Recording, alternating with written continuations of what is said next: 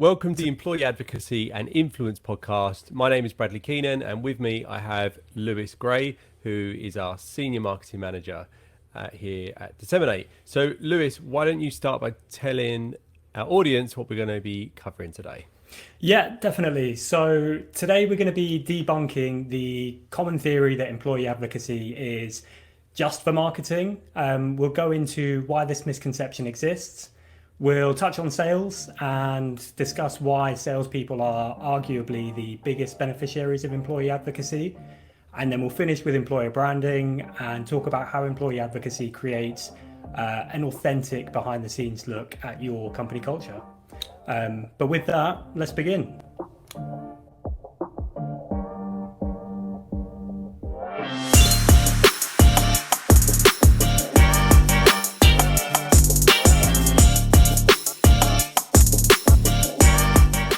So I thought a nice place to start would be to discuss why people think employee advocacy is just for marketing. So I guess the most obvious reason, at least from my side, obviously everyone will have their own reasons, but when it comes to employee advocacy, no matter what your intentions are when you launch a program, your marketing team will always benefit. So let's say, for example, you're an employer brand manager. If you're launching an employee advocacy program to elevate your employer brand, fantastic. Your marketing team is still going to benefit. So if we use the example of if you're sharing your careers page, for example, this is just a off the top of my head example, but if you share your careers page, any link that directs to your website, obviously marketing are going to benefit because they're seeing their website traffic go up. From a brand perspective, obviously, if you're constantly talking about the company on social, that's only a good thing. You're increasing the company's reach on social. There's a number of reasons why, but I think ultimately we'll get into the other reasons. At least from my side, Brad, I'd say that the reason most people have this idea is because no matter what your intentions are, your marketing team are always going to benefit. Yeah, I definitely say that's right. I think historically speaking, employee advocacy as a product in itself was aimed at marketing people at the very start of the industry, way before we started doing it, because naturally when you're selling the idea that employees are going to share content, that content is generally produced by marketing, so they are the immediate beneficiary of it. I would say that might be changing a little bit because the concept of what marketing is and the role that marketing plays has changed. So if you're a brand marketer, I would argue that you might not necessarily see as much value as, say, a content marketer or somebody who is in demand generation. We definitely see that in the B2C space, employee advocacy is less common than it is in the B2B space, because if you're selling televisions, as an example, your employees talking about those televisions, unless they're doing it on their personal social channels, isn't as valuable. But it's interesting because I often get people call me and say that they have networks of buyers, right? So, and they'll always assume that our primary buyer is a HR team because employee advocacy involves people, but actually, generally speaking, it is a marketing team. So interesting that you say that about these buzzwords that people hear, because I think that's another reason why people assume it's a marketing thing. So it's interesting to hear you say that, people hear employees, they hear people, they think HR, this is an HR thing. And I've definitely had those conversations as well. I've spoken to people in the past where, I've been trying to communicate the marketing benefits to a marketer and they've been like, oh, you need to speak with our HR team, they'll love this. But then on the flip side, I think a lot of people kind of gravitate towards it being a marketing thing because you hear social media and you immediately think marketing, right? When it's a business initiative. I don't know whether that's just me. Maybe I'm too close to the action. No, I think one of the biggest challenges, I think, as somebody who's either running an employee advocacy company or somebody who's buying an employee advocacy service, is that it is quite difficult to pinpoint who owns it because so many people have value from it. So if you're in the marketing team, like I said, it's obvious where the value comes from. If you're in the sales team, we're going to talk about that a little bit more, same as employer branding. So often, because the value is actually split across multiple departments, it actually makes it more complicated for one person to take ownership over it. So it's, yeah, so that can actually make it a little bit more complicated. So yeah. It's interesting. Yeah, I hear. I mean, based on what you said to begin with about the fact it was kind of always marketed as being a marketing thing, a marketing initiative. Because of that, marketers are usually the buyers, Hmm. and as a result, they're usually the ones to launch the program. They oversee the rollout, and immediately people assume it's a marketing initiative. You talk about the marketing benefits. Your marketing team are asking you to do it. It's something that revolves around social media. People immediately assume it's this new marketing thing. And I think then further down the line, I mean, I'd love to hear your take on this, Brad, but I think further down the line, employer branding folk, HR teams, sales teams, etc., they start to realize the benefit, and then it becomes like I could imagine it becoming like a power grab almost. So like we want to do this with the program, we want to do that, etc., etc. Yeah, I don't know if you've seen anything along those lines in the past. Yeah, definitely. I think I always explain employer branding as being the love child between marketing and HR. And sometimes the child is more like the mum, and sometimes it's more like the dad. So you could often have an employer branding person who's actually a marketing person. So they don't really have that much HR experience, and vice versa. I think the challenge when it's run by marketing, like I said, it is the natural area for is the logical ownership area, but marketing often ask a lot from people, and that could be anything between we want you to become part of our employee advocacy program, or it might just be we want you to change the signature in your email to have a white paper download. And so sometimes there can be resistance from employees because this is the the 50th thing they've been asked of the marketing team. So I think that when they do it, they have to frame it with the employee's value and not the company's value. So I was just laughing then, just because I know I'm that guy. You Like are I'm that guy. I'm the person You are asking that guy. all of our team, whether it's email signatures, LinkedIn headers. Yeah, I should probably. I think I owe a lot of the team because I do. Yeah, do I ask mean, a lot of them. there's literally memes of you running around the company asking people for things. So that's definitely true. You know, it's bad when I'm making the memes as well. Like I'm fully aware of it. I didn't Um, realize you were the origin. If you're making your own memes, I mean, that's pretty sad, but okay.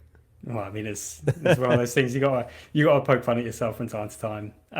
But yeah, we could obviously we could talk about the marketing benefits and things like this for days. We will get into the sales benefits. We'll get into the employer branding benefits. But something I want to stress before we move on: employee advocacy is still for marketing. I don't want us to obviously talk about this misconceptions if it's not a marketing thing. It's so well covered. We've done countless episodes on the benefits of employee advocacy for marketing. So obviously there's it's a more cost effective way of getting your content out there, especially in the current economic climate, better reach, better engagement, etc. But today we're just going to focus on the sales benefits and the employer branding benefits. So let's get into the sales benefits.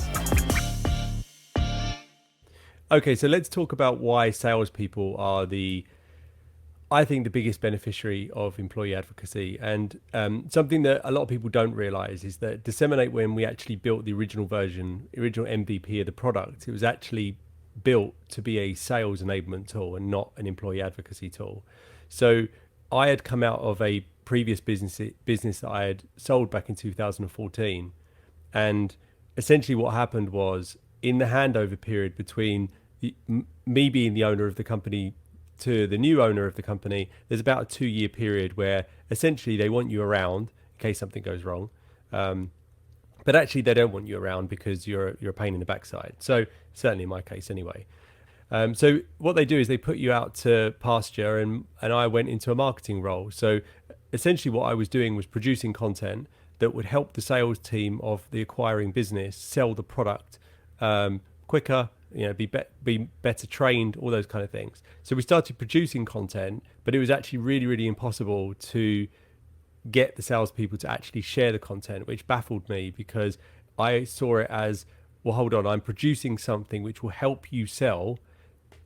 but you're not doing the final bit, which is posting it onto social, which is actually the easy bit.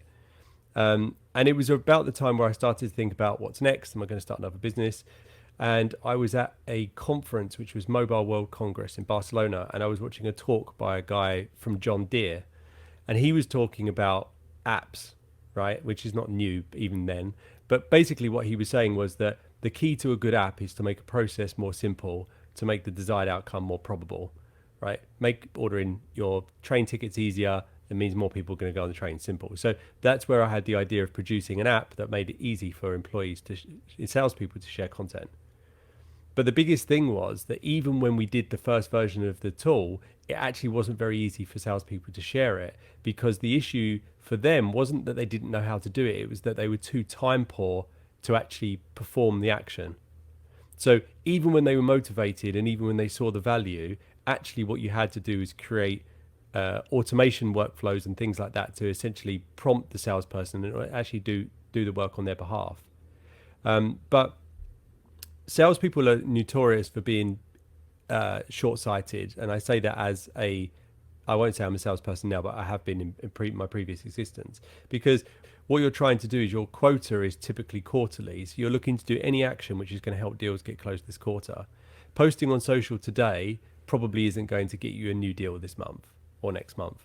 It's a long-term thing that you need to build up over time. So the salesperson will always focus the thing that is going to give them the short-term result, even if something is there to give them a long-term result. So I think it's frustrating because I feel like the channel of posting on social should be hygiene for any salesperson. But actually the majority of them don't post original content. And some will argue that they engage in comments instead and blah, blah, blah. And that's fine. And that is true. But I still think that every salesperson should be sharing content that helps them sell their product on a regular basis. But the majority of them don't. Yeah, I think you've touched on an important point. The fact that there are, you might hear about immediate wins. A funny story is somebody in the marketing team of, the whole of DSMN8, the only person I know who's had like an immediate win, they shared a piece of content to social and they had somebody reach out to them based on it. And obviously the sales team would have just lapped that opportunity up. But you don't, typically speaking, you just don't see immediate results from, let's just call it social selling, like social selling in general.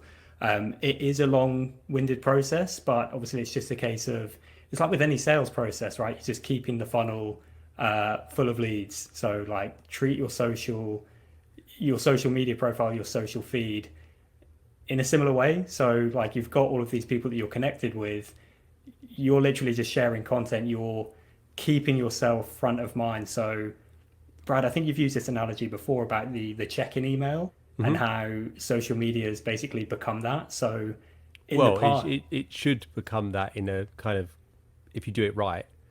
Oh, definitely. Yeah. I don't. Sorry, go ahead. As soon as I hear, if an email says checking in, 95% of the time it's somebody who I haven't yet spoken with. So I just know that it's not something that I've actively engaged with. It's usually I have no beef with cold email, but I know 95% of the time it's a cold email outreach that I haven't responded to and they say just checking in. So a lot of the time they are ignored. But I think social media is just kind of giving you that new, softer way of checking in with people. If you've emailed somebody about something, maybe you've had let's say one of our sales team has spoken to somebody about the personal branding benefits of employee advocacy. They can then post about that on social, knowing that the person that they've spoken with, if they're connected with them on LinkedIn, is going to see that. And that's kind of like that soft check-in, because you're not actively sending it to them. You're just putting it out there for them to see. I wonder if you think about the stats, I could probably work this out. Sending someone a check-in email versus posting on social media and the probability that they'll see it, I would say it's probably more likely that they would see it on social, because if you send someone a check-in email, they're getting hundreds of those a day. So I would say I open about 50% of my emails, and I would scan and look at the subject line, and even if it was from somebody I was buying from at that point in time, unless it's about the contract or an upcoming meeting or something, then I know any email they send me is probably just going to be them basically try and speed up the sales process. So the other issue is email deliverability, which is getting harder and harder to actually get into people's inboxes. So if the average person has, let's say, 1,000 connections, which is more than average, but in an executive role is about right. Only 10% of those people are going to be sharing content on a monthly basis. So that's 100 of those people in a month. So if you post something on that day, you're probably going to have your prospective client see it, which is, you can do it much more frequently than you can do a check-in email. And also it forces the person to actually lead with value and not lead with the selfish, how quickly you're going to be signing a check. So I think it forces good behavior. Yeah, on good behavior as well. Like this is I like to nerd out over the LinkedIn algorithm, so we can get into it. But basically, if you've done a good job of, it's like you were saying about good behavior, if you've done a good job of engaging with the rest of their content as well, so commenting on their posts, responding to them when they comment on your post, whatever it might be. But if you're truly social selling and you're going through this process of like community management, you're only increasing the chances that their posts are going to make it, your posts are going to make it to their feed. So it's almost like by consistently engaging with them, when you then post, you're one of the people that's gonna make it to their feed. Does that make sense, or have I just kind of gone too 100%. marketing with it? And also, this is less about employee advocacy, but just basics of social selling.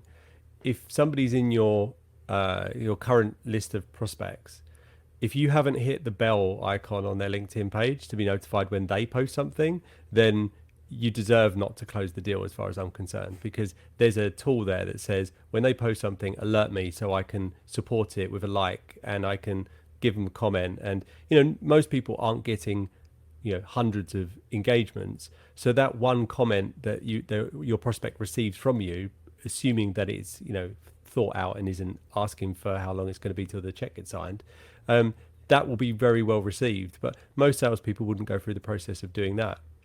So I think there is a shift, but I think it's taking a little bit longer than it should do. It's hard to undo as well. Like from personal experience, I have people in my feed that I don't think in my mind, I feel like I've never engaged with, but there must have been some point, maybe it's like hang time on their posts, or I've just liked the post or shared it to somebody else. Once the algorithm's done its magic and it's just like, okay, you like this, we're going to give you more of it. Mm-hmm. I feel like that's so hard to undo. So if you manage to get into their feed, chances are you'll stay there. If you keep it up, if you don't drop the ball, you'll stay there, and you can treat that like almost like an email inbox for you to check in and, share content, thought leadership with them. Yeah, 100%. And I think one of the mistakes people make is they chase engagement in any way that they can. So they'll post something which is not related commercially to what they do, and they'll get loads of likes and whatever. But the big question is, so what? Like, most people aren't on LinkedIn to engage with their friends. So I use Instagram a little bit, but not a lot. But mainly I use Instagram to keep up with my friends and to message each other and whatever. But LinkedIn for me is a commercial platform. It's there because we want to advertise what we do and we want to be known for what we're experts in. And I don't think there's anything wrong with that. But I think a lot of people hide that is the true intention. So what they do is they post content which is going to get them likes, but nobody knows, okay, I liked it, but so what? But the interesting, if you post about what you do, what you're an expert in, you'll be seen more for doing that. So a good example is we're hiring for a number of salespeople at the moment. And I have to be careful as I say this actually, but so I've been looking at lots of content around the idea of an SDR and what role the SDR plays in an organization now versus 5 years ago. So I'm seeing a lot of content around SDRs, and then a post pops into my feed. It's not from someone I follow, right? So it's somehow, this has ended up in my feed where there's an SDR being interviewed by somebody else, London based, and I'm like, that's the guy. I need that person in the business. So I connect with him, say, hey, I saw your post where you were talking about tonality in cold calls, really interesting stuff. He then comes back and says, it's so random that you've messaged me because I was doing a role play last week and I used Disseminate as the company that I was doing the role play in. Fate. Exactly. So now we're kind of like starting to court each other with a view that hopefully he'll join Disseminate at some point. So just because he was posting about what he did, I now know that that's what he did. If he had posted about his motivational walk up a hill or something, he raised loads of money to charity, I'd have no idea what he did for a job. Yeah, I mean, just on that point, and I'm going to pretend that I didn't upload a picture when I ran the London Marathon. Just, I didn't see that in my feed, Lewis. So I don't remember even seeing that. You should have mentioned it. I'll post it again. Okay, cool. But just on that, like with if you imagine LinkedIn as like this big networking event. So if you're I don't know, if you're a sales leader and you send a load of your sales people, your sales teams off to a networking event where there's going to be thousands of people who are, you know, within your ICP. And if your sales team just went there and essentially just cracked jokes or told stories about the marathon they've just run, or, you know, some hike they did, some personal achievement, you know, maybe there's an argument to say they're networking, they're, you know, making connections, etc. But Brad, correct me if I'm wrong, because, you know, obviously I'm not coming from that sales background. I'd like to think, or I'd imagine that if you're going to a big networking event, you kind of want to put yourself out there and tell people about what you do. Yeah, I would say I'm old enough now to know or certainly remember the shift that happened in sales. So in my early career in sales, everything was about relationships. And it's a cliche, but it was true. Everything was about going to lunch with people, getting to know them, you become friends, you sell something that they buy, and they buy from you because they like you. Those days are gone. People buy from people because it benefits them. So I'm not going to buy. We just recently changed our customer success platform. So I didn't buy the new customer success platform because I liked the guy. I did like the guy, so that helped the process. I bought it because it was the best one that would benefit Disseminate. So the transaction was based on the product, and I think that's changed a lot. So when people are at a networking event, that example, they have to be talking about what they do. Otherwise, it's a complete waste of time. Because even if you became best friends with the marketing director at Nike at the bar, that doesn't mean they're going to buy anything from you. It just means that you made a friend, and you can do that. You can do that anywhere. Yeah, it's interesting to hear. It's not a world that, you know, I'm all too familiar with, but I can totally understand that, you know, the change in attitudes towards, you know, things seem to be a bit more transactional now, right? It's not about, like you said, the relationship building so much as it used to be. Like obviously it still plays an important role in networking, but there was an interesting thing in there's a book called Gap Selling, which all of the sales guys at Disseminate love. And basically what he says is that if you're liked by someone, it will help. Like they won't, it will help, but they won't buy your product because they like you. But they could still buy the product from you if they disliked you. So they could dislike you, and if they like the product, then that's ultimately what they're walking away with. So I think the thing that I think is a shame on social when it comes to salespeople is that basic marketing is being front of mind, right? When somebody has a problem. So we talk about it being problem aware, solution aware, right? So we're the solution, and we want them to be aware of that. But first of all, they have to be problem aware. Now, who's the first person they think of when they recognize that they've got that problem? You can control that by the frequency in which you share relevant information to your target audience. By email, that's not possible. By social, it is. So if I have a problem in certain areas, the first person I think of will be the person who speaks about it the most on LinkedIn. People I don't know, but they will be the first person I call when I have that problem. yeah. And if you've got a competitor, so let's say you sell cybersecurity, right, and you specialize in the pharmaceuticals industry in the UK, fair to assume that there's going to be other salespeople that have the exact same target audience as you. Now, if they're posting 3 times a week, relevant, great content, and you don't post that, you are essentially handing over airtime to your competitors just to be on an even footing. So I think when salespeople don't share, I just think it's you know an absolute waste, to be honest. Yeah, definitely. And it's becoming a bit of a running joke that I'm the stats man, but a nice place to finish on before we move on to the employer branding benefits. Obviously, we're not just going to sit here and give you our opinion. We want to give you the numbers to back it up. So, from Aberdeen Group, 73% of salespeople using social selling as part of their sales process outperform their sales peers and exceed quota 23% more often. So, huge numbers there. Obviously, based on everything we've said, the numbers are there to back that up as well. So, That yeah, because go I've got ahead. some stats to add to the sales piece. So, so before we looked at this podcast, I looked at our own data. Obviously, we publish leaderboards in different industries showing how active people are on social.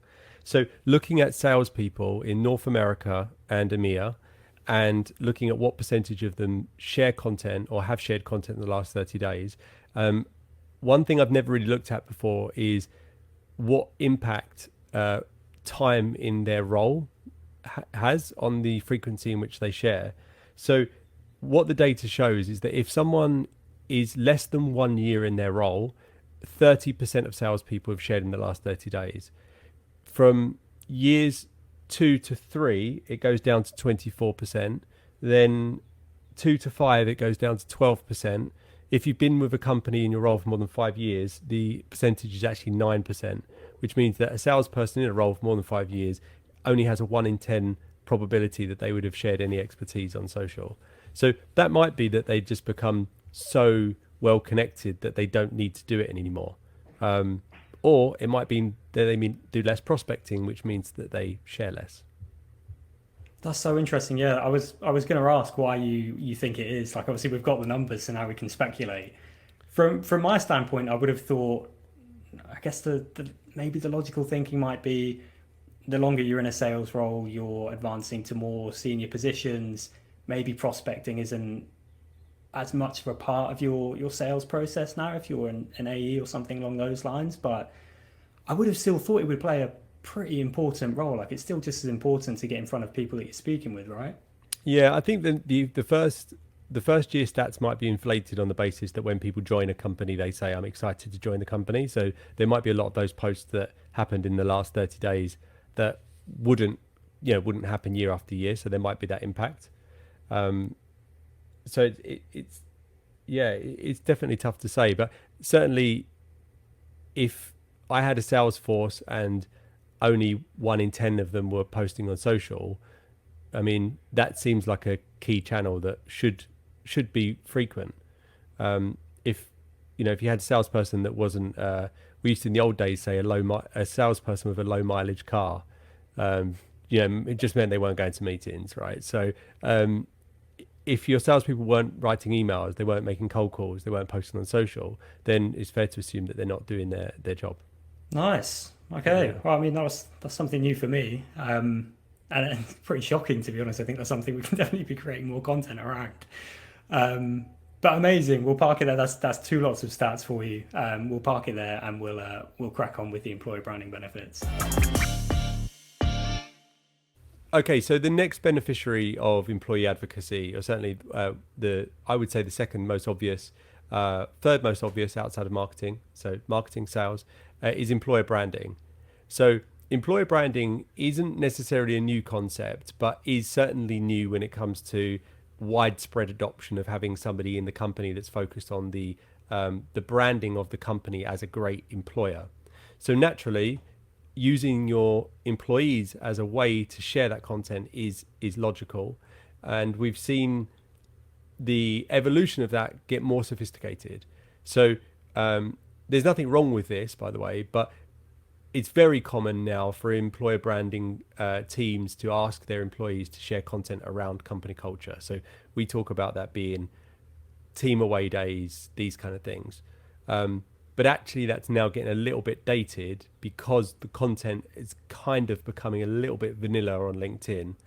And I have to be careful because I know you do this, but posting images of new recruits, standing outside the office saying, "Hey, I'm really excited about working here," is kind of hygiene content now. It's good to have it, but does it really tell me what it's like to work at that organization, or do I just think that employee's been told to stand outside and have a picture. So what is great is when people get really, really authentic with it and actually use the employee advocacy tool to promote the employee and to celebrate their wins and their successes. And that's both personal and professional. So it might be new baby, marriage, run the marathon. I'm sure you posted on our socials about you, did you?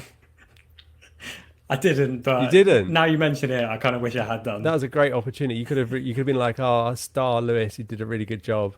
It's a running joke. Anytime I comment on any of my posts as disseminate, it's literally Lewis talking to Lewis, giving Lewis credit for some sort of reason. Well, if I know that if I like one of my own posts, I'll get a meme from you, which is the Obama giving himself a medal meme, which I love. That's the one I usually get. Yeah, no, it's good. I like that one. That's amazing. Yeah, so I think getting employees to create content is fantastic, but I feel like conversations I had 2 years ago about what people wanted, which was things that were really great ideas, and now becoming a bit vanilla. So it's like a day in the life of what's it like a day in the life of this role it feels a little bit forced, I think, if it's not done well or not done in the employee's own tone of voice rather than it being like a company thing. Yeah, I think authenticity is key with all of this, and things do very quickly just become hygiene because one company will start doing something like you mentioned about the new joiner photo, something that we do. Even when somebody joins, we'll post about it on our corporate channels. But things quickly catch on, and whatever the new thing is, everybody will start doing it, and then that becomes dated and hygiene. You have to kind of always be thinking of something else. But I think the reason authenticity has become so important is just because the emerging work, even now, it's not just the emerging workforce. People are just increasingly skeptical about brands and distrusting of brands. So in the past, we've seen it with companies having touting the fact that they have like slides in the office, ball pits, beer, table tennis tables, whatever it might be. But it was always coming from the companies themselves. They were the ones talking about these benefits. And I think the reason employee advocacy is so unique is because it's always going to be the most authentic way of talking about it because you're hearing it from the employees themselves. So even if it is just some behind the scenes content of a couple of your employees playing table tennis or something along those lines, the fact that it's been created by the employee, shared by employees, immediately just cuts the company out of the equation. Obviously, you want them to still be talking about the brand, but I don't think there's anything out there currently that's more authentic than hearing about what it's like to work at a company than hearing it from the people who actually work at the company. I think it's like so we live on the court. There's basically a pub just down the road from us, right? So if anyone's in America thinking about how many pubs they have in England, we do have one on every single corner. And there's one on the corner of my street, and it's a really, really, really old building. And in there they have pictures throughout the years of the people that have worked there, and where they've done like rowing races and things like that. And the pictures are always, because photography was so rare, the pictures are always people standing, looking into the camera, building in the background. It's very static. I know a photo is static, but it's not like someone captured a moment. It's can everyone stand here and look into the camera because we've got 2 shots of taking this picture. And all the pictures, they're lovely, but they are very, very wooden. And I think that's what employer branding content was like a year ago. It's a little bit wooden. It's team building, let's all stand outside the building. What I think works really well is if people there's 2 ways of doing it. You can either create a hashtag for the company so you can easily search it. So, life at DSMN8, and just say to employees, when you post on social and it's about, something you've done in your workday, hashtag life at DSMN8. So you as a social media manager or somebody that looks after social can go search that hashtag, find the stuff and go, actually, that's a really cool piece of content. I'd like to use it on my corporate channel, and I'd like to use that piece of content to promote it via the rest of the employees. That's one way of doing it. And then other is like internal communications channels. So if you use Microsoft Teams as an example, There'll be different channels in there for different things. And I like it when the social media manager joins those groups and those communities, finds a picture that was really organic, wasn't ever really designed to be used on social, but then contacts the person and say, hey, I saw you, you like table tennis cliche or whatever, saw you guys doing this thing. Would you mind if I shared it on the corporate channel and I tag you in it and kind of give you credit for it? And that's totally organic. And doing that and then promoting it via the workforce, that's the best version of it, because it is real. Yeah, definitely. I think it's good to encourage things like you mentioned, the Life at Disseminate hashtag. We use it with a lot of the posts that we put out on our company pages.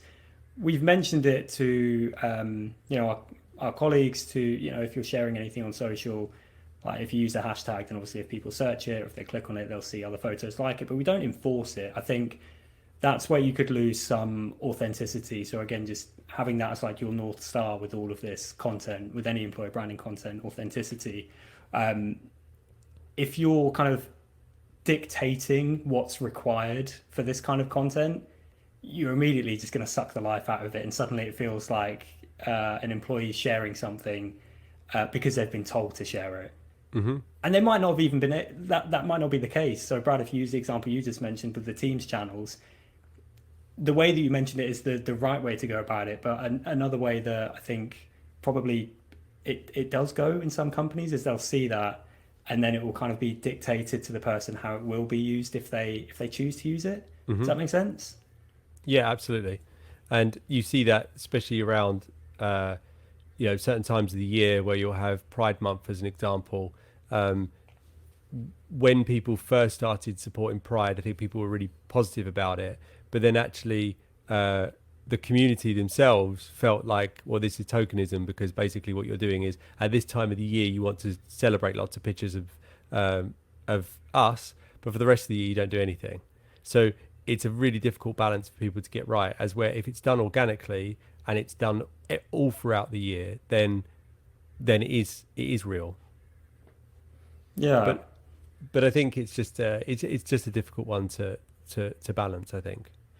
Sorry, Brad, I was just thinking about something you mentioned to me the other day about employees posting on social, kind of like opening the door for conversation. Mm-hmm. Is Yeah, that so ringing a bell? yeah, essentially, so we try and do everything we can as our own employer brand. So for me, the employer brand of our company is transparency and is about putting the candidate first, right? So one of the things that annoys me is when I was younger and I would go for a job interview, when I go to a job interview, I haven't necessarily decided I want to work at that company, right? So the dynamics are actually really weird, because you're going to a room or a Zoom call where someone's going to be probing you and trying to get you to prove why you want to work for them, but you haven't made the decision whether you want to work for them yet. It's weird. So you're almost pretending you want to work for them, and I always felt that was a bit bizarre. So what we do is we always take the first 10-20 minutes of the interview for me to sell why I think someone should want to work here. And it's at that point that the candidate can make a decision. Do I feel like this is a fit for me? If so, that gives me permission as the person doing the interview to probe a little bit more, because they've said they want to work here. So now it kind of is permission, right? Mm-hmm. So that view of transparency and putting the candidate first means that I want the candidate to make sure that they want to work here, because we don't want somebody joining for a month and then leaving. So I always say to people, feel free to reach out to anyone who works in the company. Like, search LinkedIn, ping them, ask them what their experience is like as an employee. And I think that more people do that because pretty much all of our employees are active on social weekly. So because they're posting, they're basically saying, I'm open to conversation, which is more inviting for somebody to ping a question and say, hey, I noticed you post this. What's it like working there? As where if everyone was completely silent and hadn't posted, like when you see somebody who's posted and it says hasn't posted for, ever, there's not really a great invitation to want to start talking to that person. Yeah, I compare it to like, this might sound a little bit silly, but it's almost like WhatsApp when you see the, I don't know if it still gives you when they were last online, maybe like Instagram, it will tell you when somebody was last active. And if it was months ago, you wouldn't reach out to them because you know you're not going to get a reply. Whereas if somebody's posting regularly, they're regularly active. It almost just gives you that indication that they're active on the platform and you can reach out to them. But the real reason I mention it is because we've just taken on a digital marketing executive. Somebody's just joined the marketing team here at DSMN8. And we're hiring for another marketing executive at the moment as well. But she basically said to me, our new recruit, Selena, she basically said to me that people were reaching out to her asking about the role at DSMN8.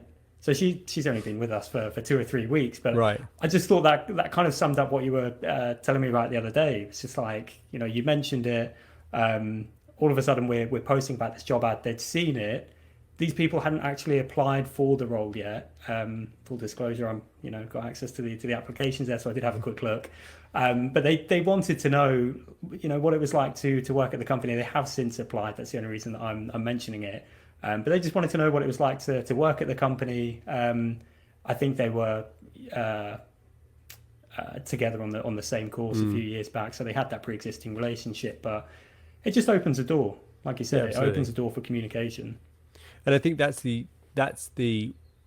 when it comes to employer branding, I think that some employer branding think their employer brand is, like you said, is what's the work environment like? Is there a slide? Is there free food? Is there all this kind of stuff? And actually, if you speak to people, that isn't what people want. What people want is respect, trust, all those things that everyone wants.